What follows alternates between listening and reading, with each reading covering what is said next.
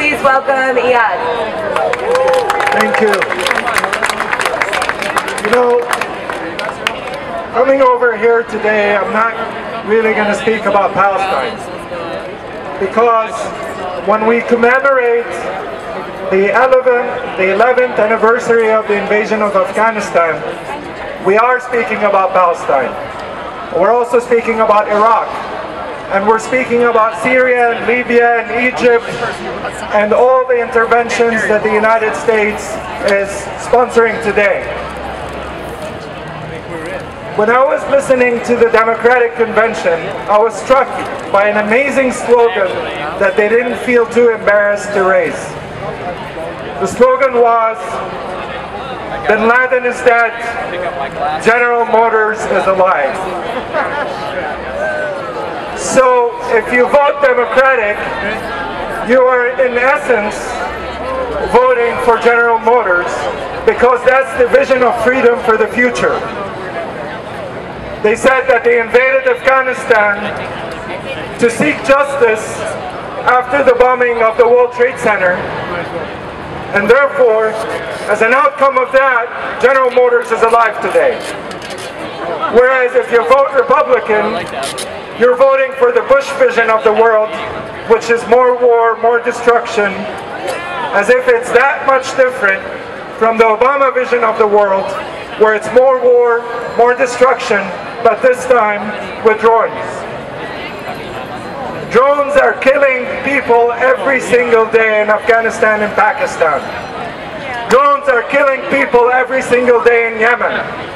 Drones are killing people every single day in Palestine. Thank you. You're gonna like that. This is a worldwide known fact that the US media refuses to cover. And we in this movement also carry a responsibility. We can no longer afford to specialize on specific issues.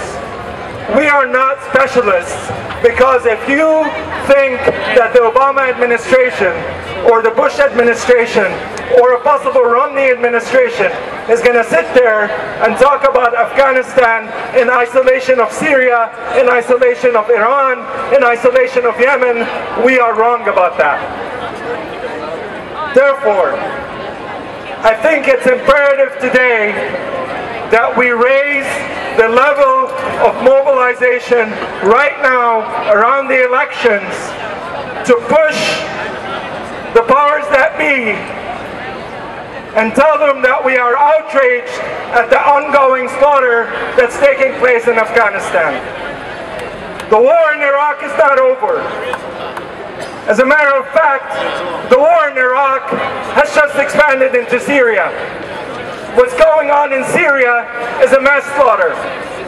It's a mass slaughter that's sponsored by the United States and its allies, and not right now there are Mossad agents on the behalf of Israel operating directly in Syria.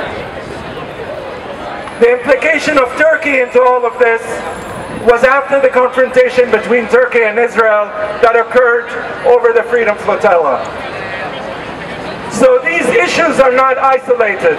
We are dealing with a highly sophisticated, orchestrated, imperialist campaign that is targeting China, that is targeting to isolate China by controlling the Arab world and controlling parts of the Middle East, such as Iran and Afghanistan.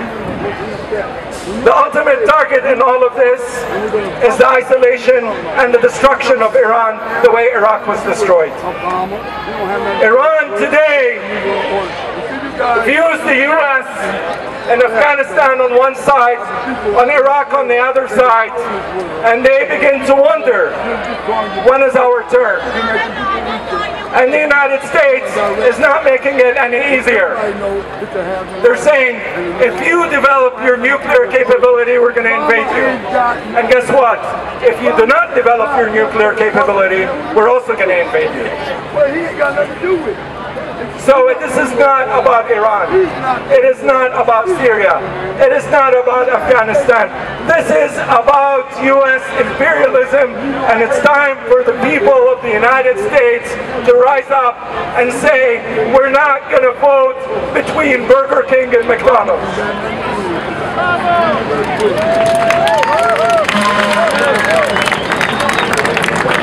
These are the options that are being given to the people of the United States. Burger King and McDonald's, Pepsi and Coca-Cola, iPhone and Android or whatever it is. So I think to raise the consciousness of people around us and to bring forward the facts as they are, and the fact is that there is an ongoing slaughter in Afghanistan, the slaughter continues in Iraq, the slaughter continues in Syria, the slaughter continues in Yemen, and shame on anybody who's not willing to mobilize against all of this. Today, there are two powers in the world: the power of corporations and the power of the people. Bravo! And I, as a Palestinian, coming here in front of you, I'm not representing Mahmoud Abbas or some great vision of some government that wants to participate in the corporate structure. I'm representing a true revolutionary voice that says, I want to control my own destiny.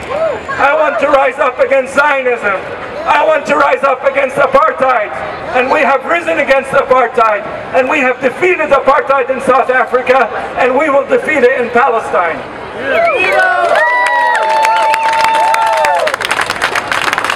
It is with this voice and this righteous place in history that we must organize as citizens of the world, not to rally around a specific hero or a specific person in power, but to say that justice is ours and no one can take that away from us. And it is our right to say that money needs to go to support our schools, support healthcare, support the people who are suffering from increasing poverty all over the world and the increasing accumulation of wealth in corporations. And it's time to bring down the power structure of those corporations as symbolized in the Obama and the Romney campaigns. Viva! Brothers and sisters, it is critical that we don't show up on days of commemoration and just go home. We should use these days as the beginning of mobilization, as the beginning of escalating our movements to connect to the people who are continuously suffering from the impact of what's going on. The people who are being kicked out of their homes, the people who are suffering the most distinct accumulation of wealth in history today. So I say to you, let's join our hands together. Let's not become specialists. Let's speak about empire and its global reach, and then let's bring down this empire by organizing further. Thank you very much.